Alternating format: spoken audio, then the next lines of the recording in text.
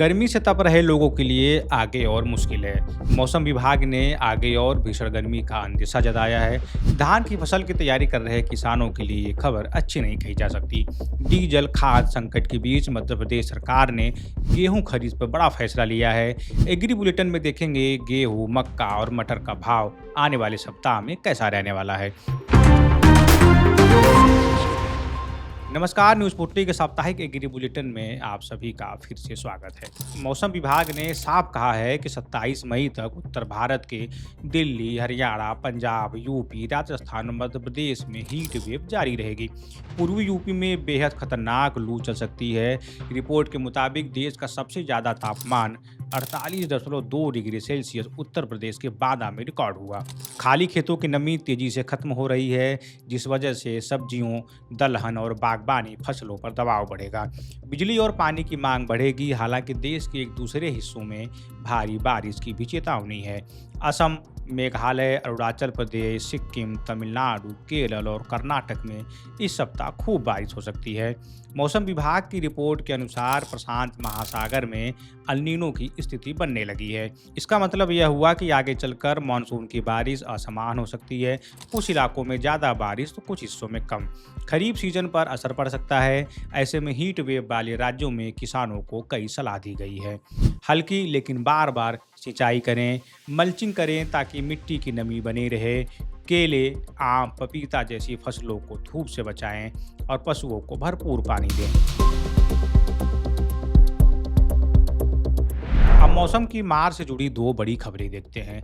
Kashmir valley की मशहूर cherry इस साल तापमान में उतार चढ़ाव और बेमौसम बारिश की वजह से बुरी तरह प्रभावित हुई है। किसानों के मुताबिक चेरी उत्पादन में 45 से 50% तक गिरावट आई है। वहीं मुजफ्फरपुर बिहार की मशहूर लीची भी इस बार बड़े संकट से जूझ रही है। मौसम में लगातार बदलाव, अनियमित बारिश और कीटों के हमले से उत्पादन में भारी कमी आई है।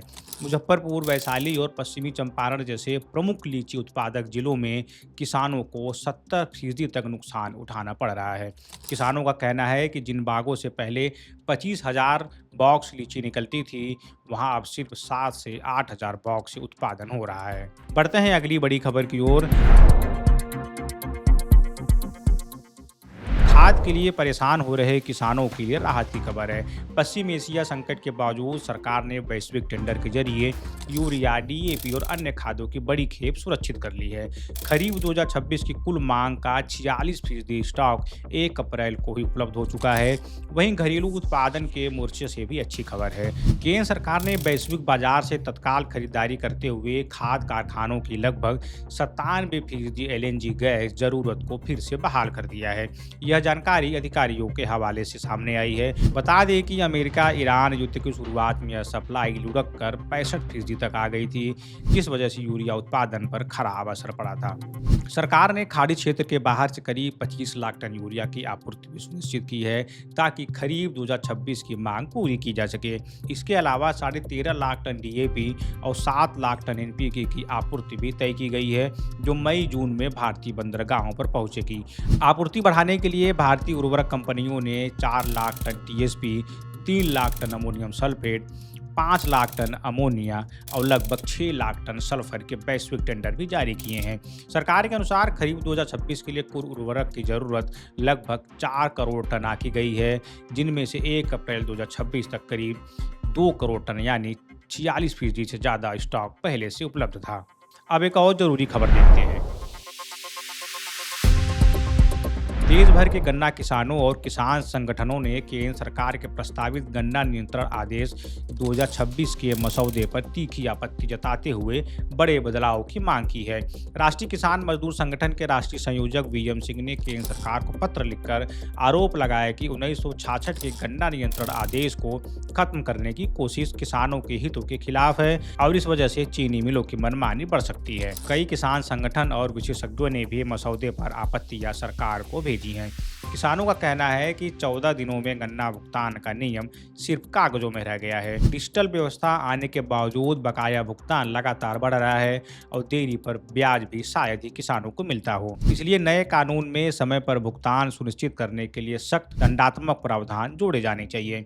किसान नेता अशोक बालियान ने कहा कि गन्ना किसानों के हितों को देखते हुए सरकार को कई सुझाव भेजे गए हैं। वहीं कृषि मामलों के जानकार धर्मेंद्र मलिक के मुताबिक किसानों ने एफआरपी तय करने के लिए स्वामीनाथन आयोग के फार्मूले को लागू करने की मांग दोहराई है। All India sugar cane farmers federation ने केंद्र सरकार को भेजे महत्वपूर्ण सुझावों में प्रस्तावित 10.25% रिकवरी दर को मनमाना और किसान विरोधी बताया है। संगठन ने मांग की है कि गन्ने की एफआरपी 9.5% रिकवरी और स्वामीनाथन फार्मूले के आधार पर तय की जानी चाहिए।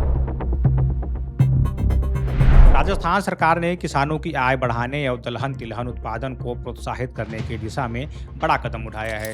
राज्य सरकार ने national mission on edible oil तिलहन एवं दलहन योजना के तहत 135 करोड़ रुपए की मंजूरी दी है। इस योजना का लाभ राज्य के करीब 2,60,000 किसानों को मिलने की उम्मीद है। राज्य सरकार के अनुसार योजना के तहत होने वाला पूरा खर्च केंद्र सरकार की national mission on edible oil योजना के माध्यम से वहन किया जाएगा। जल्द ही किसानों के लिए बीज वितरण प्रक्रिया शुरू की जाएगी।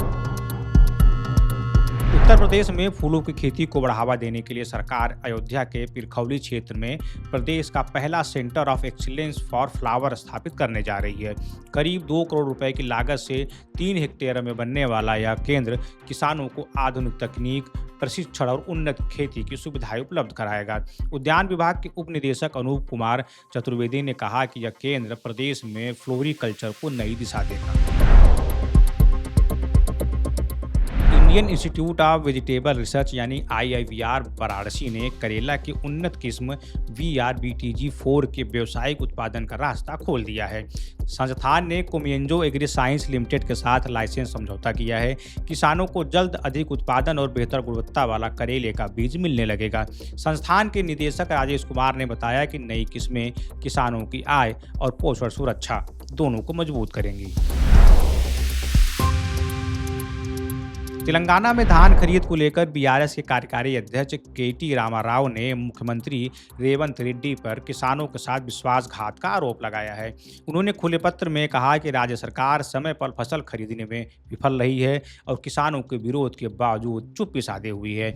उन्होंने आरोप लगाया कि पूर्व मुख्यमंत्री की किसान हितैषी योजनाएं बंद कर दी गई हैं, जिस वजह से किसानों का भरोसा टूट रहा है। उत्तर प्रदेश सरकार अब गाय संरक्षण को ग्रामीण अर्थव्यवस्था, रोजगार और जैविक खेती से जोड़ने की तैयारी में है।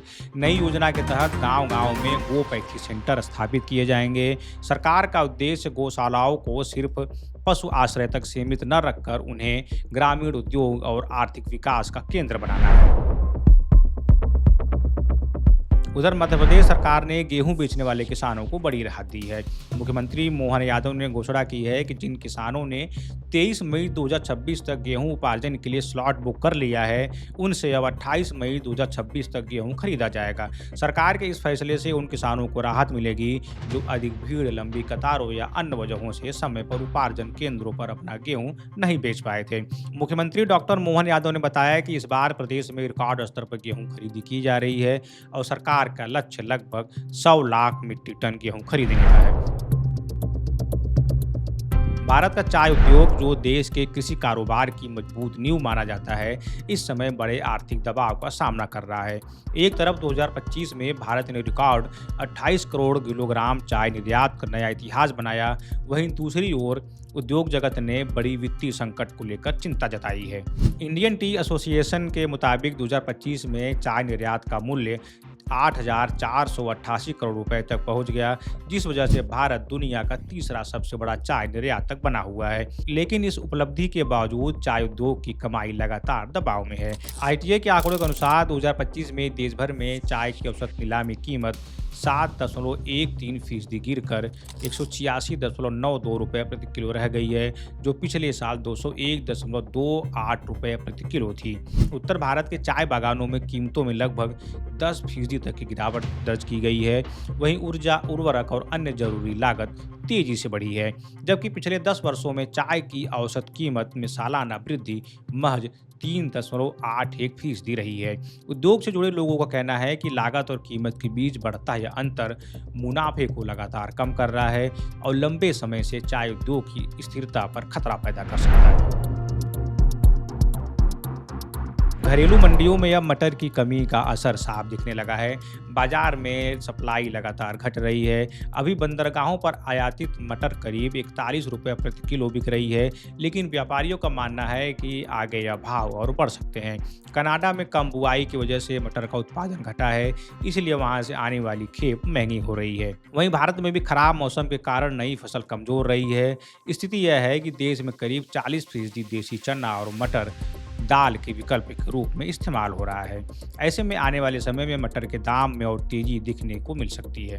बिहार की मंडियों में मक्के की नई फसल आने लगी है, लेकिन समान अवधि में पिछले वर्ष की अपेक्षा अभी भी आवक 12% के आसपास कम है।